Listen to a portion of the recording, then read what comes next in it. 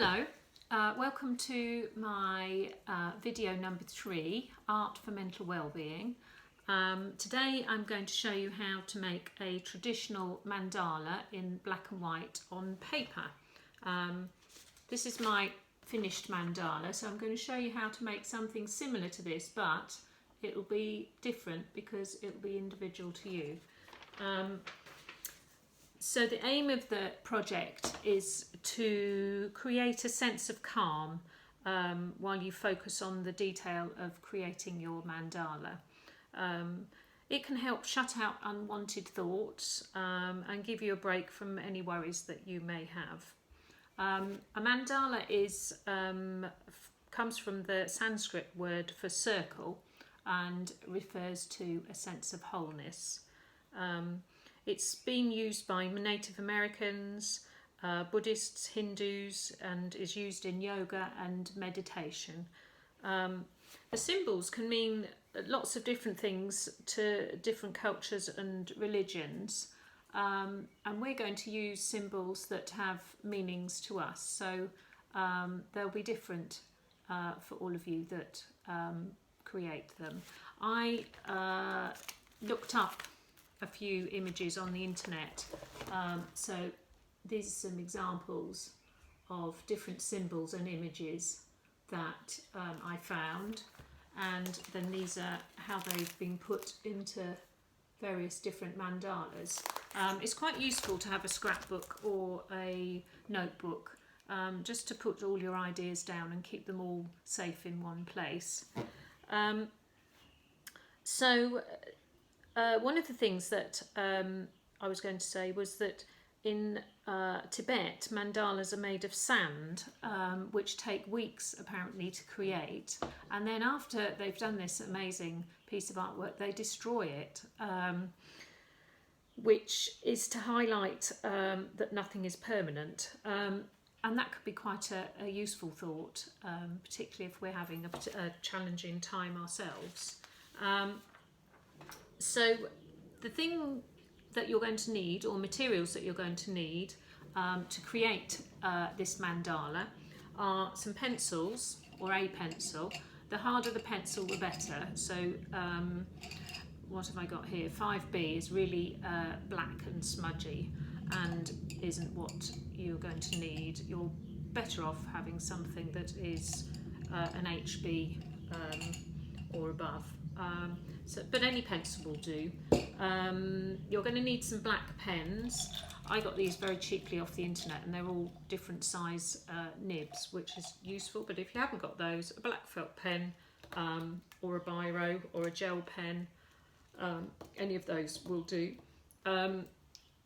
You will benefit from using a compass. I did try and create all the circles using circular items found around the house, such as saucers and cups and things, but I did find it quite difficult to get the circles even.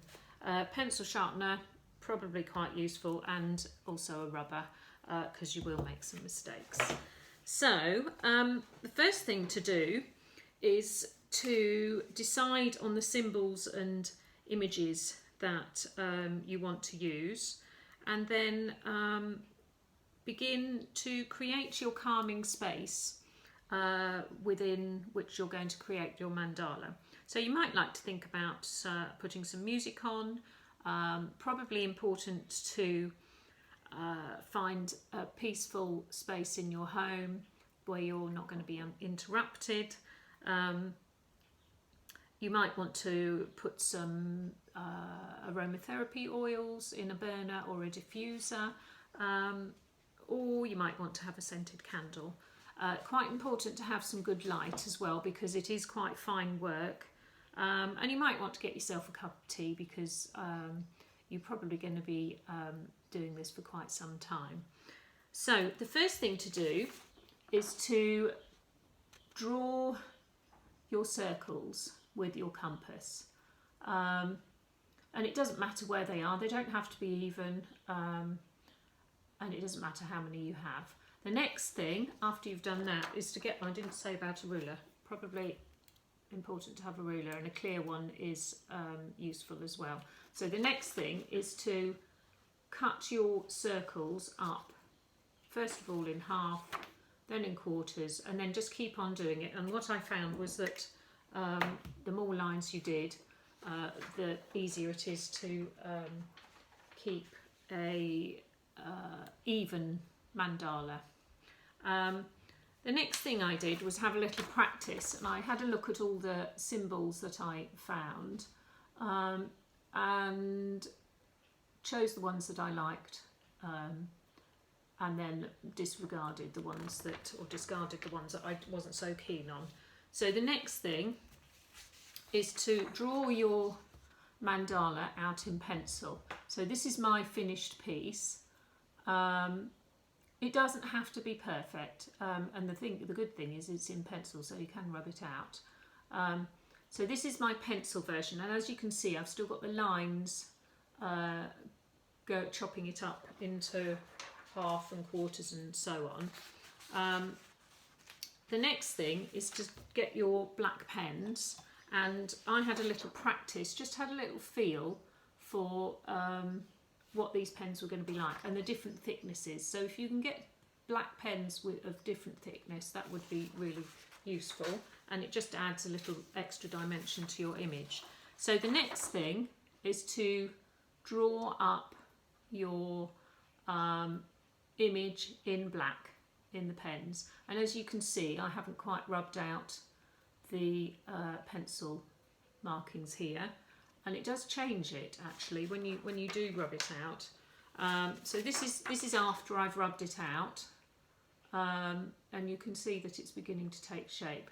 Now at this point I would suggest that you take some photocopies if you can, if you have a copier, just because you're going to start to colour your mandala in, and if you make any mistakes you've got a couple of spares to carry on with, and also you can create some different versions. So this took me probably a couple of hours to colour in, and once you get going it really is really absorbing and quite relaxing.